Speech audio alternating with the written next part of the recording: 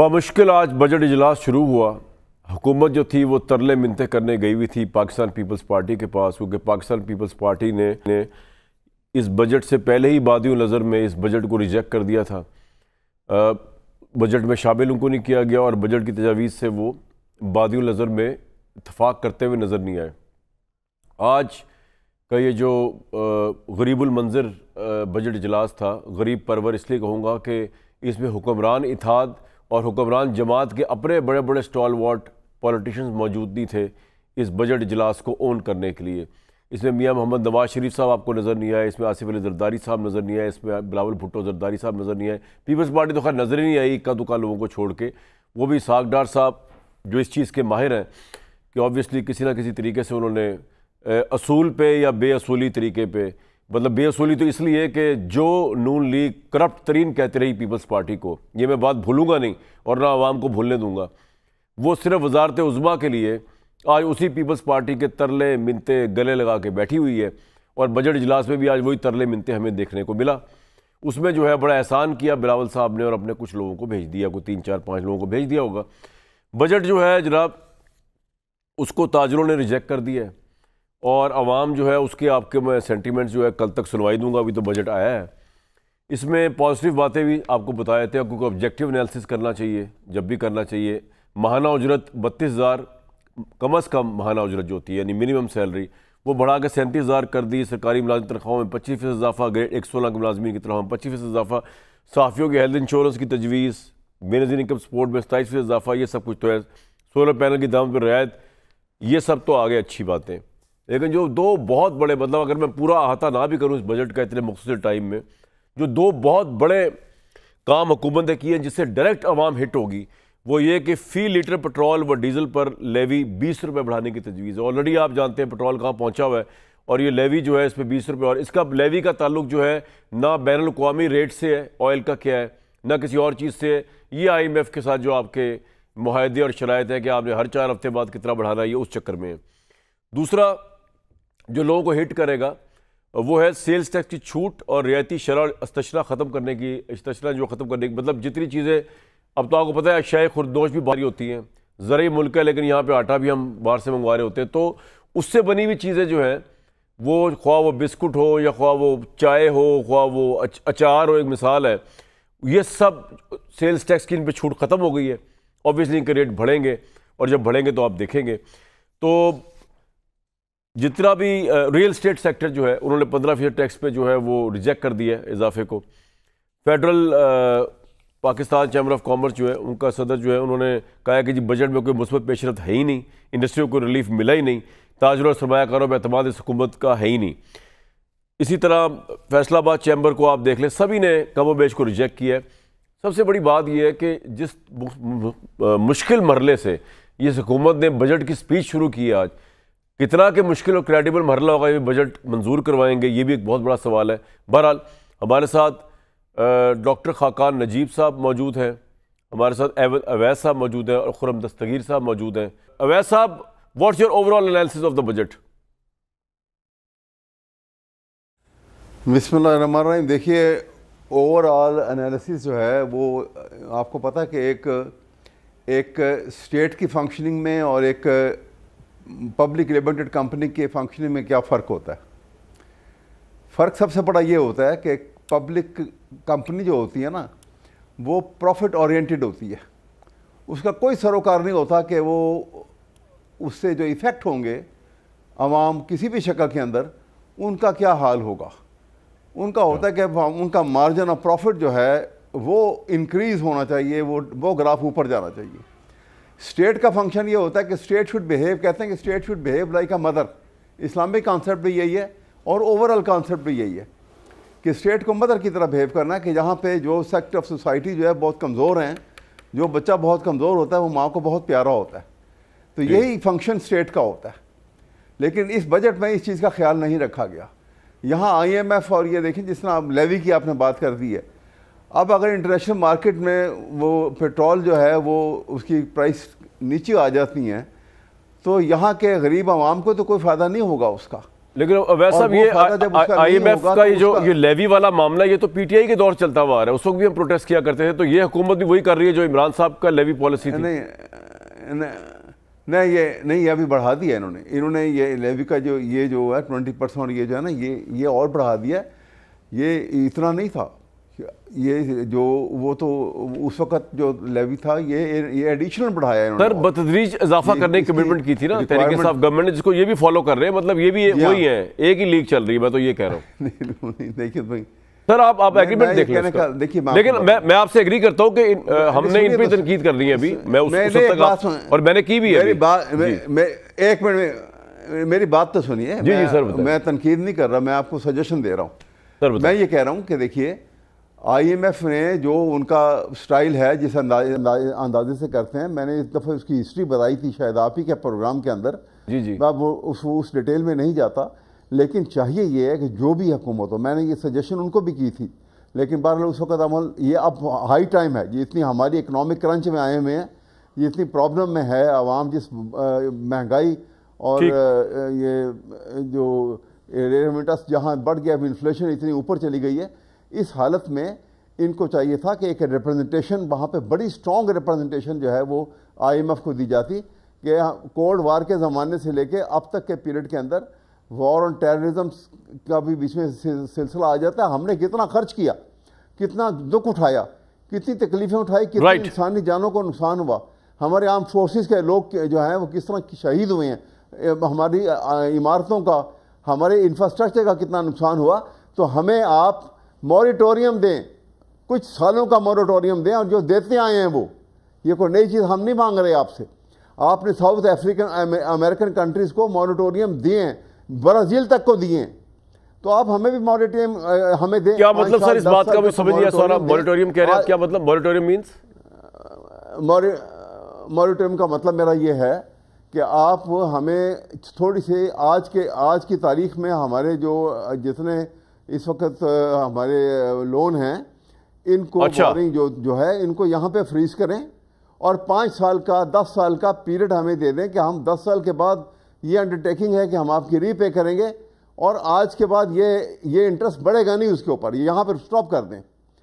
اس سے ہمیں یہ ہوگا کہ ہم ان کی ڈکشنری سے باہر نکل. سر آپ کا پوائنٹ آ گیا, لیکن پتہ نہیں پاکستان اس پوزیشن میں ہے کہ نہیں کہ اس طرح کے ٹرمز جو ہے وہ کر سکے.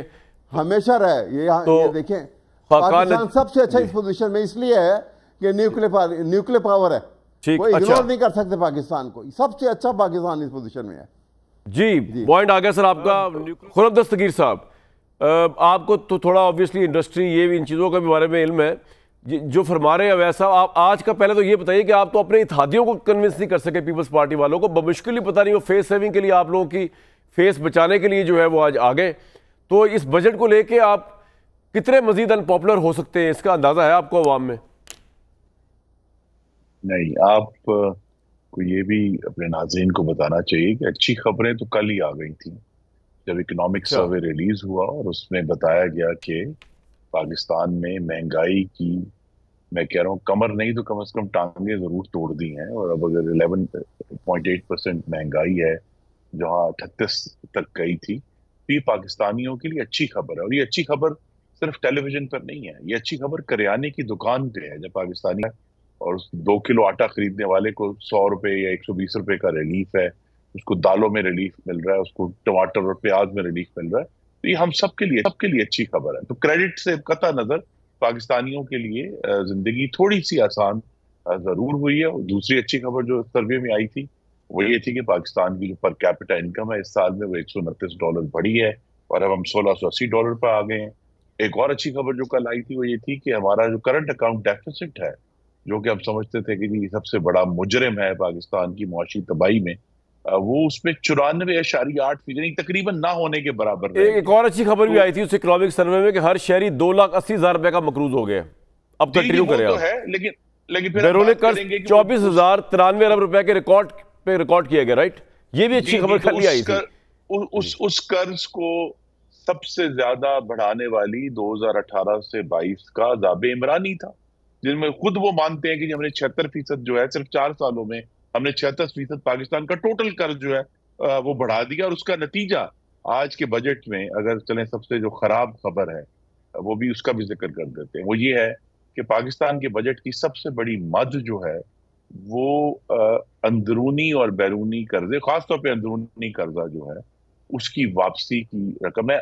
8700 ارب روپے ہم اپنے قرضے کے انٹرسٹ پر ادا کریں گے، اور یہ پاکستان کے دفاعی بجٹ سے 4 گنا ہے۔ تو لہذا یہ ایک بڑی مشکل خبر ہے، کہ جو اچھی خبریں میں دے دوں پھر میں اس پہ ڈسکشن کروں گا۔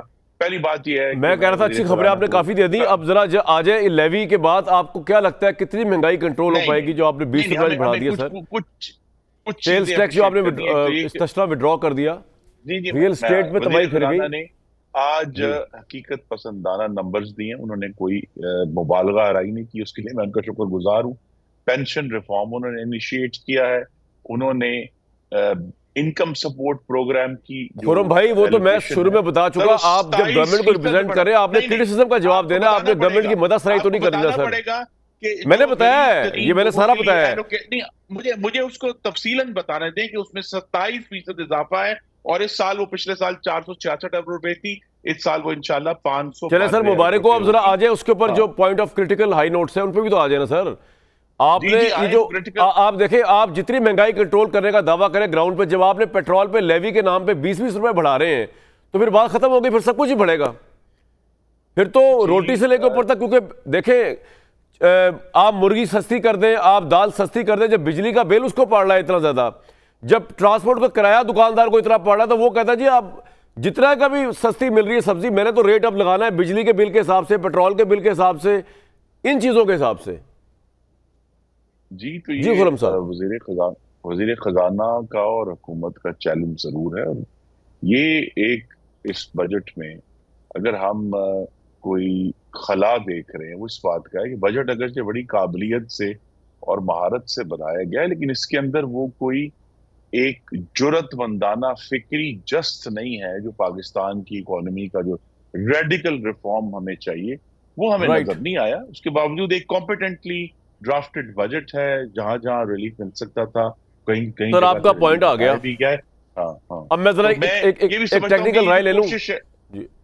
دوسری ایک بات ضرور ہے، جی بتائیں۔ ایک اور کہ میری یہ توقع تھی کہ وہ ایک اچھا کام کیا کہ کار رجسٹریشن کو انہوں نے ویلیو کے ساتھ اٹیچ کر دیا، لیکن ساتھ ہی ریٹیلرز اور ٹریڈرز کے اوپر کوئی قابل ذکر پیش رفت نہیں ہوئی۔ اسی طرح جو ایشو ہے کہ ہمیں جو ایک ریڈیکل ریفارم کرنا ہے وہ ہمیں ابھی بھی اس کی خواہش ہے کہ وہ نظر آئے۔ اور ایک جو ایشو ہے جس پہ بڑی ہم گفتگو بھی کریں کہ یہ جو کمٹمنٹ آج وزیر خزانہ نے کی ہے، ان کی تقریر کا پہلا حصہ بڑا حوصلہ افزا تھا، لیکن ان کا ٹیسٹ جو ہے وہ پرائیویٹائزیشن میں آئے گا، اور جس کا سیاسی مشکلات کا آپ نے ذکر بھی کیا کہ اگر وہ پرائیویٹائزیشن کر کے ملک کی کریڈیبلٹی، یہ پرائیویٹائزیشن پہ چلے آپ نے اچھا کہ سوال کر دیا، میں آپ سے ایک سوال پوچھنا چاہ رہا ہوں۔ آپ کہہ رہے ہیں ایئرپورٹس کو آؤٹ سورس کریں گے، سرکاری اداروں کریں گے، آئی ایم ایف سے پرمیشن لی آپ نے؟ آئی ایم ایف تو الاؤ کرتے ہی نہیں جس طرح کی شرائط پر انہوں نے آپ کو لون دیا کہ آپ آؤٹ سورس کر سکیں، آپ نے ان سے پوچھا یا آپ کو پرمیشن مل گئی؟ جی نہیں، ہم ان سے میں اب چونکہ براہ راست اس پروسیس کا حصہ نہیں ہوں، لیکن آئی ایم ایف پرمیشن نہیں دیتا جی، نہ ہی ان سے مانگا جاتا ہے۔ آئی ایم ایف کی صرف ایک مطالبہ ہوتا ہے حکومت سے، وہ یہ ہوتا ہے کہ آپ اپنے قرض واپس کرنے کی استعداد کو بڑھائیں۔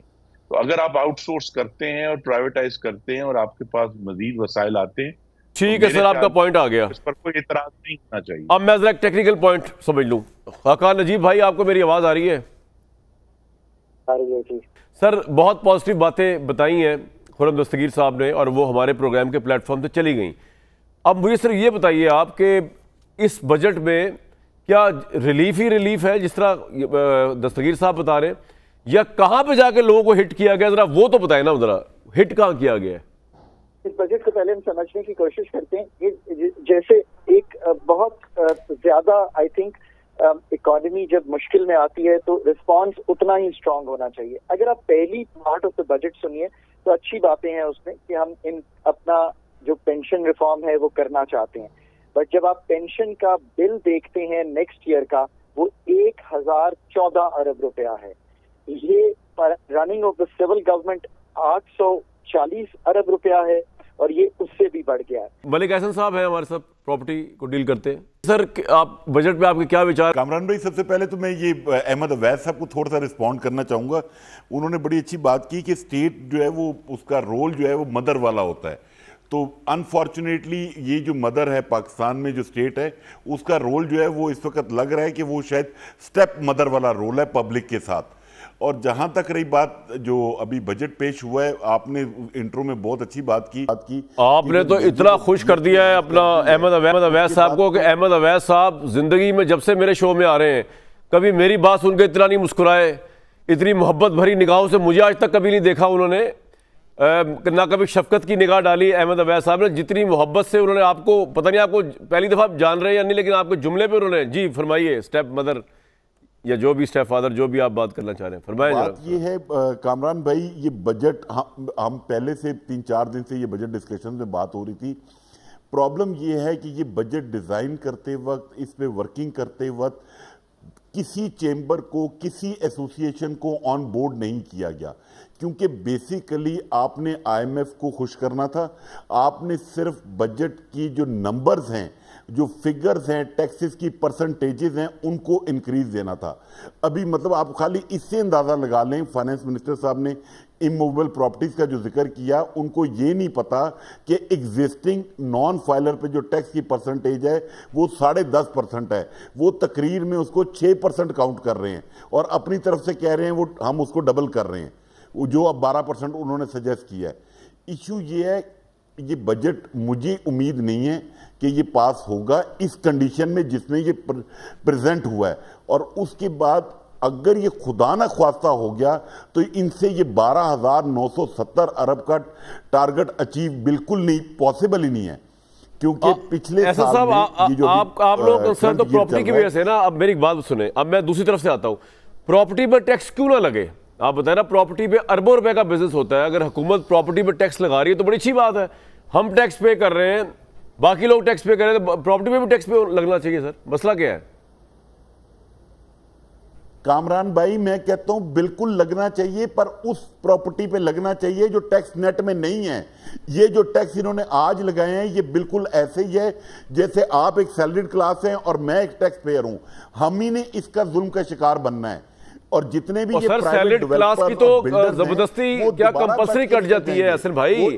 پراپرٹی والے تو اگر بلیک میں لے جائیں منی کو تو پتہ نہیں چلے گا۔ میں آپ کی بات نہیں کر رہا، جو لے کے جاتے ہوں گے، ایک مثال دے رہا ہوں، ہم تو سیلری والے تو بلیک کر ہی نہیں سکتے، وہ تو آپ کی کٹنی ہے ہر مہینے۔ سر یہی تو میں کہنا چاہ رہا ہوں، مطلب بات یہ ہے، مجھے یہ سمجھ نہیں آئی فائنانس منسٹر صاحب کو یہ بات کیوں نہیں انڈرسٹینڈ کر پائے کہ انہوں نے یہ جو ٹیکس کی پرسنٹیج بڑھانی تھی، اس کی جگہ 2.5 سال سے ایف بی آر ویلیویشن نہیں بڑھی۔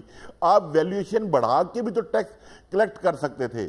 مطلب جتنی پرائیویٹ سوسائٹیز ہیں، جو ڈیولپرز ہیں، ان میں سے کسی کی ایف بی آر ویلیو نہیں ہے، یہ ان کو ٹیکس نیٹ میں کیسے لائیں گے؟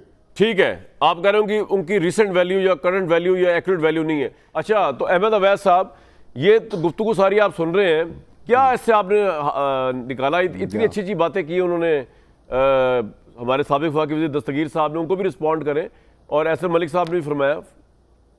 اویس صاحب دیکھیے، ایک بات بڑی واضح ہے، جیسے ابھی انہوں نے بھی بات کی ہے نا کہ سارا بجٹ جو ہے یہ کمرے کے اندر بیٹھ کے تیار کیا گیا۔ اس میں مختلف سیکٹر آف سوسائٹی جو ہیں، جیسے چیمبر آف کامرس ہے،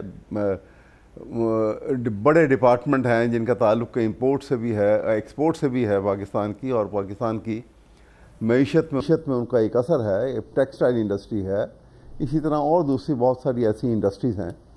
تو آپ جب مختلف سیکٹ آف ٹرانزیکشن جو ہے، کراس سیکشن آف سوسائٹی کے ساتھ جب آپ ڈسکشن کریں گے تو آپ کو معلوم ہوگا کہ کیا ہو رہا ہے اور کیسے ہونا ہے۔ یہ ایسا محسوس ہوتا ہے کہ یہ ساری فیک پرسنٹیج فگر جو ہیں یہ بنا دی گئی ہیں، اور یہ وہاں ان کو ایک رپورٹ جو ہے آئی ایم ایف کو پہنچ جائے گی کہ بھئی یو شوڈ بی سیٹسفائیڈ، لیکن اس کے بعد جو عوام اور حکومت اور یہاں قوم کا حال ہوگا وہ آپ کے سامنے آئے گا، اس کے کیونکہ مہنگائی جو آگے کمر توڑ ہے وہ اور آگے نکل جائے گی۔ یہ کہہ دینا کہ جی ابھی جسے دستگیر صاحب کہہ رہے تھے کہ جی دیکھیں وہ پیاز کا ریٹ کم ہو گیا، ٹماٹر کا ریٹ کم ہو گیا، پاکستان میں یہاں پنجاب میں جس وقت فصل तैयार होती है ना जिम्मेदार के पास, जी। उसके पास कोई कोल्ड स्टोरेज नहीं होता, वो वहाँ से तोड़ के सीधा ला के मार्केट में ले आते हैं। उस वक्त वो उसकी बहुतात होती है, जिसका रेट जो है वो 100 रुपये होता है, वो रेट 25 रुपये हो गया होता है उस वक्त। और आप कहें कि देखें जी बड़ी कंट्रोल हो गई है इन्फ्लेशन और ये प्राइस कंट्रोल कर ली है। जब वो कुछ दिन वो फसल का गुजर जाता पीरियड, और उसके बाद आप देखें वही चीज़ जो है वो फिर 200 रुपये के ऊपर चली जाती है। ये हमारे यहाँ पे एक, आप ज़रा गौर करिएगा आप, तो आपको महसूस होगा कि ये हमारे ये एक दस्तूर बन चुका है यहाँ पर। इसी तरह से बाकी कमोडिटीज़ है। अच्छा, इसमें कोई एक्सपोर्ट ओरिएंटेड बजट नहीं है, इसमें कोई स्पेशल इंसेंटिव जो है वो एक्सपोर्टर को, कि जहाँ से हमारे यहाँ पे कॉस्ट ऑफ प्रोडक्शन इतनी बढ़ चुकी है इन्फ्लेशन की वजह से, और फॉरेन करेंसी रेट आपने कहाँ देखा कहाँ से कहाँ चले गए। तो इन सारी सूरत हाल के पेश नज़र हमारी जो एक्सपोर्ट के ऊपर जो बहुत ज़्यादा असर पड़ा, जिससे हमारे पास एक प्रॉब्लम आ गई कि हमारा बैलेंस ऑफ पेमेंट ख़राब हो चुका हुआ है। वो बैलेंस ऑफ पेमेंट को ठीक करने के लिए इंपोर्ट को हमें कम करना है और एक्सपोर्ट के ऊपर तवज्जो देनी है, लेकिन वो स्पेशल इंसेंटिव कहीं नज़र नहीं आए कि जिससे आप ये कहें कि एक्सपोर्ट को बहुत, गवर्नमेंट ने आप आके एक ऐसी फिस्कल पॉलिसी बनाई कि जहाँ से एक्सपोर्ट को बहुत फ़ायदा होगा। ये सिर्फ हमने एक ही डिपार्टमेंट को, एक IMF को सामने रखा है, और हमने एक बजट इस वक्त बनाया है। मेरा ख्याल है बहुत ज़्यादा मुश्किलात आएंगी, और बहुत ज़्यादा मुश्किलात पार्लियामेंट के अंदर भी आएंगी। इसको पास करने के लिए भी बिल्कुल राइटली सेड कि पीपल पार्टी ने कि उनकी भी बहुत सारी रिजर्वेशन हैं इसके ऊपर। इसी तरह से बहुत सारे मसले हैं। बात तो यह है कि हमने 24 करोड़ आवाम को सेटिस्फाई कैसे करना है। एक परसेंटेज, बहुत बड़ी परसेंटेज जो है, जो बिलो पॉवर्टी लाइन है, उसकी परसेंटेज जो अब 55% को क्रॉस कर रही है, वो भी तो इंसान है ना, उनके अंदर भी यही खून है। ठीक है सर, आपका पॉइंट आ गया। के अंदर वो भी इसी तरह जज्बात है। वैसा भी होता है असल में, जब जो लोग अपोजिशन में होते हैं वो अवाम का दर्द जाग जाता है, जब वही पावर में आते हैं अवाम का दर्द भूल जाते हैं। अब आज ये पावर में आ गए, अब आप सुन लीजिएगा। खुर्रम दस्तगीर साहब, इससे पहले आप जो कुछ फरमाया अवैस साहब ने, जो कुछ फरमाया एहसन मलिक साहब ने, उस पर आए। मेरे 2 सवाल थे, पहले उनका जवाब दे दीजिएगा। पहली बात, ये इतनी अहम बजट स्पीच, इतना अहम आपका आज का सेशन, ये पीपल्स पार्टी आज उस तरह नहीं आई, उनकी लीडरशिप आज नहीं आई, तो आपके लिए ये पॉलिटिकली एम्बैरेसिंग नहीं था कि एक हुकूमत की अगर पॉलिटिकल क्रेडिबिलिटी ना हो तो वो इकॉनमी के मामला क्या ठीक करती फिरेगी जिसमें उसके अपने इत्तेहादियों का एतमाद ना हो?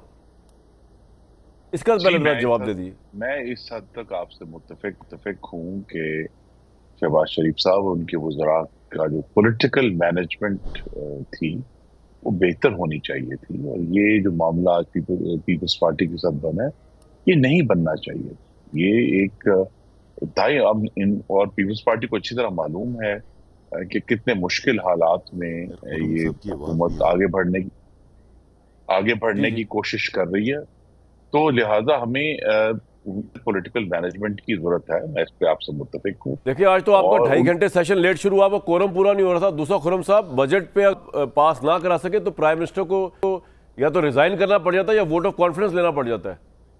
जी नहीं, जिस तरह आज जब बिलाखिर हुकूमत ने इस पे तवज्जो दी तो आपने देखा कि पीपल्स पार्टी ने एग्री भी किया, क्योंकि पहला आखिर अगर, लेकिन सर अहम पॉइंट, खुर्रम साहब अहम पॉइंट ये कि पीपल्स पार्टी भी आपके इस बजट को अवाम दोस्त नहीं समझ रही, तभी उन्होंने बाइकआउट किया ना। वरना आपकी गवर्नमेंट को अगर वो सपोर्ट कर रहे हैं तो बजट सेशन में कोई ड्रामेबाजी तो उन्होंने नहीं की कि इतना फर्स्ट क्रिएट कर दिया। बिलावल भी नहीं आए, जरदारी साहब भी नहीं आए, और उनकी पार्टी के लोग भी नहीं आए, इक्का दुक्का छोड़कर डिले भी हो गया करवाया उन्होंने। वो नहीं एग्री कर रहे आपकी रिफॉर्म से, वो नहीं एग्री कर रहे आपके असूल। उन्होंने आईनी ओहदों का गलबा हासिल किया है तो फिर कुछ मलबे की जिम्मेदारी भी उनको उठानी पड़े। ये तो नहीं हो सकता कि आप सिर्फ हुकूमत का हिस्सा बन जाएं और बड़े आईनी ओहदे ले लें और फिर कहें जी कि हमारी तो एग्रीमेंट नहीं है। लेकिन बहरहाल ये जब भी मखलूत हुकूमतें बनती हैं उसमें इस तरह की बारगेनिंग पॉलिसी के ऊपर होती है। मुझे ये बताइए कि आपका आधा टाइम तो पीपल्स पार्टी को बनाने में गुजर जाएगा अभी बजट के ऊपर, आधा टाइम पता नहीं कहाँ गुजारेंगे। लेकिन नवाज शरीफ साहब ने भी ऑन नहीं किया आज बजट इजलास को। इतना अहम इजलास, उस पर इतने बड़े लीडर क्यों मिसिंग थे? उन्होंने कोई प्रोटेस्ट के तौर पे नहीं आए या क्या वजह थी? तबीयत उनकी बिल्कुल ठीक है माशाल्लाह, क्यों डिसोन किया उन्होंने अपने ही हुकूमत के इस बजट को? मैं इसकी वजह से चूंकि आगाह नहीं हूं तो लिहाजा मैं आपके नाजरीन को भी आगाह नहीं कर सकता कि वो आज मौजूद क्यों नहीं थे।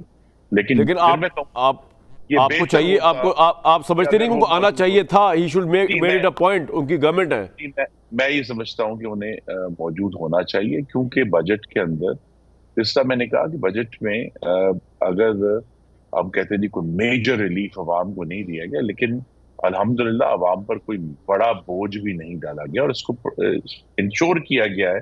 جس بات ابھی احمد اویس صاحب نے کی, میں پھر دوبارہ غریب ترین لوگوں کے لیے جو انکم سپورٹ پروگرام ہے اس میں 27% اضافہ ہے, 592 ارب روپے ان کو دیے جا رہے ہیں.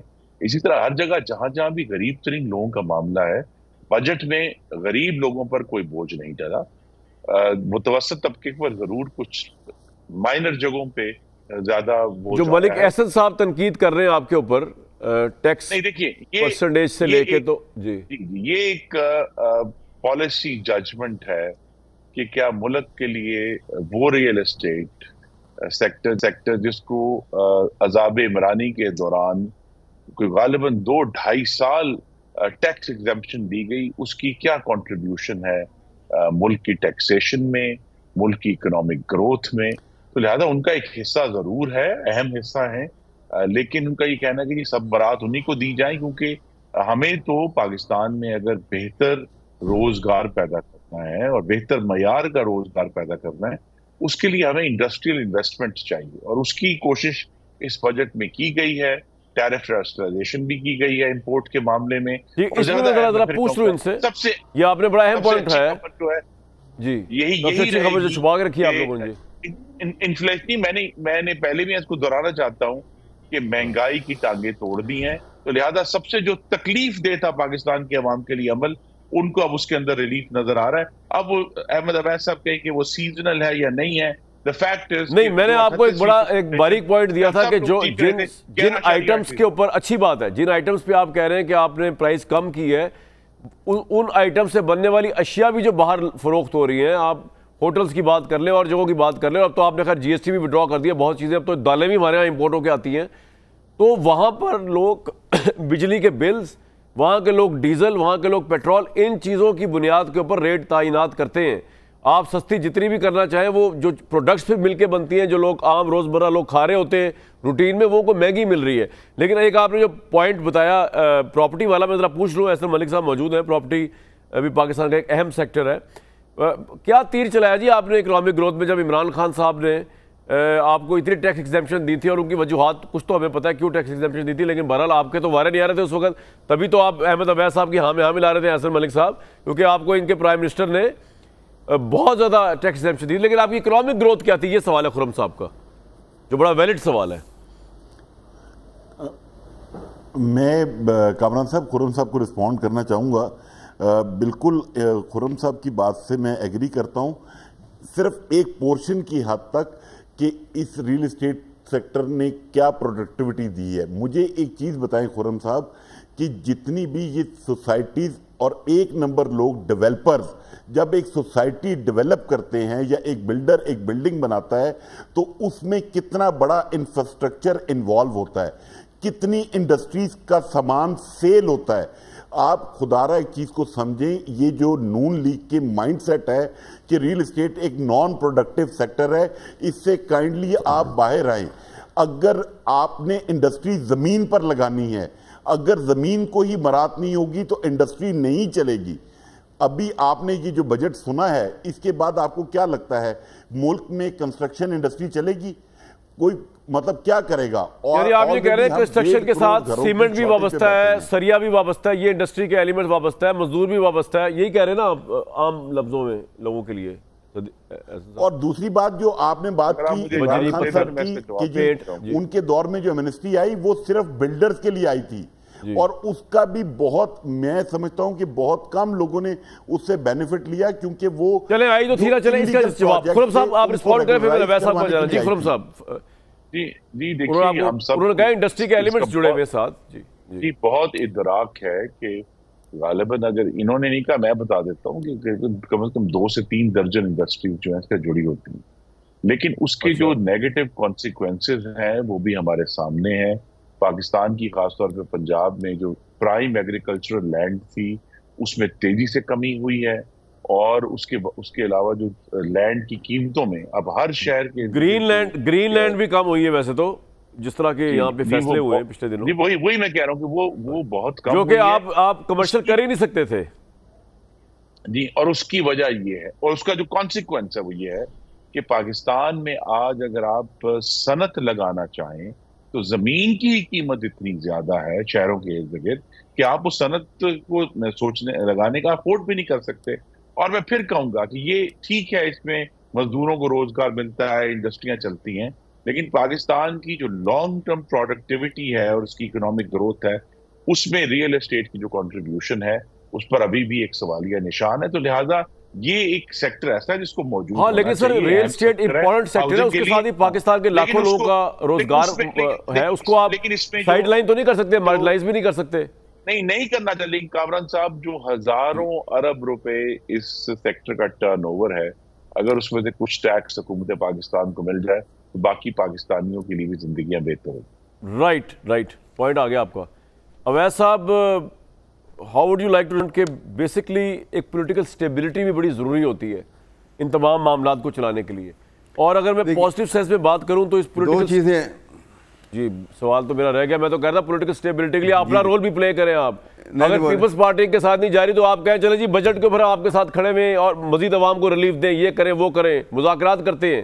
صرف عمران صاحب کی رہائی کے لیے نا مذاکرات کریں، ملک کے لیے بھی کریں مذاکرات. جی دیکھیے بات یہ ہے، اس بجٹ میں ایک بہت چیز کا جو بہت زیادہ خیال رکھا جاتا ہے، کیونکہ جو نیو جنریشن جو گرو اپ کر رہی ہے اور جس نے آگے آ کے کل کو پاکستان کو ملک کو سنبھالنا ہوتا ہے، آپ نے ہیلتھ اور ایجوکیشن کے اوپر پریورٹی میں نہیں رکھا اس دفعہ بھی. اس کو دیکھیں آپ، جو حالات ہیں جس کو رکھا ہے وہ ساری وہ چیزیں جہاں سے آپ ان کو خوش کر سکتے تھے وہ تو کرنی ہیں، لیکن جہاں سے قوم نے بلٹ ہونا ہے آپ کی اس کی یہ ہیلتھ اینڈ ایجوکیشن. جو آپ کوئی ملک اٹھا کے دیکھ لیں جہاں پہ آج وہ ترقی کے اوپر ایک زینے چڑھتے ہوئے جو ہے اوپر تک پہنچ گئے ہیں، انہوں نے سب سے زیادہ پریورٹی جو ہے وہ ہیلتھ اینڈ ایجوکیشن کو دی ہے. ہمارے یہاں پہ اس کی کوئی پریورٹی یہاں پہ نظر نہیں آئی، آپ کو ابھی بھی نظر نہیں آئی اس کو. تو میں یہ آپ کے سامنے کہنا چاہتا ہوں کہ یہ تمام چیزیں جب تک ہیں، کیونکہ آپ نے جلد بازی میں صرف یہ کام کیا ہے کہ یہ کسی طریقے سے ہم ایک ایسا اس کی بیس کے اوپر ایک رپورٹ بنا کے ان کو تو خوش کر دیں، باقی قوم لڑتی روتی پیٹتی رہے گی، آگے آپ کا پوائنٹ آ گیا، پیٹتی رہے گی. لوگوں کا who cares about it. بالکل ٹھیک. سہیل اشاری صاحب کو میری آواز آ رہی ہے؟ جی، آپ کی آواز آ رہی ہے، امید رکھتا ہوں کہ آپ کو آ رہی ہوگی کیونکہ بالکل آواز آ رہی ہے. جی لاشاری صاحب، یہ بتائیے گا کہ اگر ان سمپل ورڈ یہ بتایا جائے کہ اس بجٹ کے آنے کے بعد کیا عوام کے ریلیف میں اضافہ ہوا ہے، عوام کو مہنگائی سے تھوڑی ریلیف ملے گی، عوام کو مزید چیزیں ان کو سستی ملیں گی، یا ایسا کچھ نہیں ہے آپ کے نزدیک؟ دیکھیے، ایسا کچھ بھی نہیں ہے. ریلیف کیسے ملے گی؟ کیونکہ ریلیف اس وقت ملتی ہے جب آپ کی پروڈکشن زیادہ ہو، آپ کے پاس سرپلس ہو، اور آپ کا تو بجٹ جو اس وقت جو ہے وہ آئی ایم ایف گائیڈڈ اور آئی ایم ایف کنٹرولڈ ہے. اس میں ریلیف والی تو کوئی بات نہیں ہے. ریلیف اگر آپ کو ملے گی بھی تو آئندہ 2-3 سالوں کے بعد اگر آپ نے اپنا G D P growth rate بڑھایا، جس میں بہت بڑا جمپ جو ہے وہ آپ کو ایگریکلچر دے رہا ہے، مگر ایگریکلچر تو فوڈ سیکورٹی ہو گئی نا. اس کے بعد اصل چیز اس وقت جو دنیا ہے وہ ٹیکنالوجی بیس چل رہی ہے. جب تک آپ کی ٹیکنالوجی امپروو نہیں ہوتی ہر سیکٹر. لیکن لاشاری صاحب، ایک بات بتائیے کہ ایک ملک جو کہ مقروض ملک ہے، آئی ایم ایف سے ڈیل کرتا ہوا ملک آ رہا ہے، اس کے پاس اور کوئی اس آپشن کیا ہے؟ یہاں پہ گورنمنٹ کوئی بھی ہوتی تو آپ کے خیال میں اس سے علاوہ کوئی بجٹ آ سکتا تھا؟ دیکھیے، بجٹ بنیادی طور پہ نا یہ آپ کے ایکسپینڈیچر اور ریونیو جنریشن کو. سر مجھے ایک بریک کے بعد میں کوشش کرتا ہوں دوبارہ. ابھی تو بجٹ آیا ہے، بجٹ پہ اور عوام کے حالات زار کے اوپر آپ کو رپورٹ کرتے رہیں گے. یہیں سے مجھے دیجیے کل تک اجازت.